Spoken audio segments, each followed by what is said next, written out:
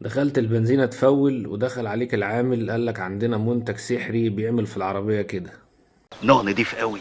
اسمه جايين الدنيا ما نعرف ليه. اسمه ايه؟ جايين الدنيا ما نعرف ليه. نوع كده. الولا صلاح بيصطبح بيه كل يوم. صلاح مين؟ صلاح ابني. هو لا يعمل كده ولا حاجة، هو يا عيني غلبان.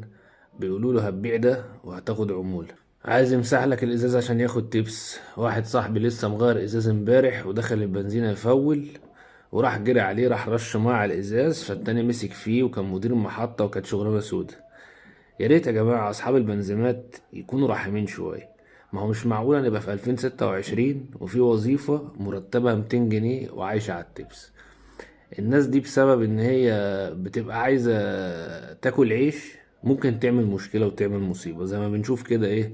كل شوية واحد يشتكي إن عامل البنزينة ضحك عليه، عامل البنزينة اتريق عليه عشان سابله 2 جنيه تبس. التبس ده إكرامية، فما الإكرامية عمرها ما كانت مرتب. البنزيمة بتكسب ملايين. ما هو حتى لو احنا مش عارفين، انا ساذج معرفش حاجة، مثلا تلاقي بنزينة فتحت ايجار الارض 100,000 جنيه مثلا يعني. ليه بيتأجر المغسلة ولا بتاع الكاوتش ولا الكلام ده كله ب60,000 جنيه و70,000 جنيه؟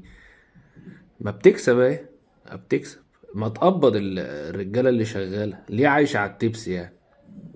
الناس دي والله العظيم وناس غلابة يعني، ولاقي بنات واقفة وبتاع يعني. يا ريت تحط لهم مرتب محترم عشان نتفادى المشاكل دي. والمنتجات الهبلة اللي بتتباع دي اصلا والله العظيم ولا ليها اي 30 لازمة. فاهم؟ ويخش عليك الحق ريش المساحات بايظة لازم تتغير. صوت الموتور مش عارف ماله، في حاجات خارجة من التانك مش عارف ايه. البنزين عندك كله شوايب. ما تستغلوش جهل الناس. ما هو خلي بالك، ما هو لما يخش عندك واحد ويعمل لك مشكلة مش حلوة يعني. مش حلوة عشان منتج بكام يعني. فبالله عليكم يعني راعوا ان الغلابة دول يعني.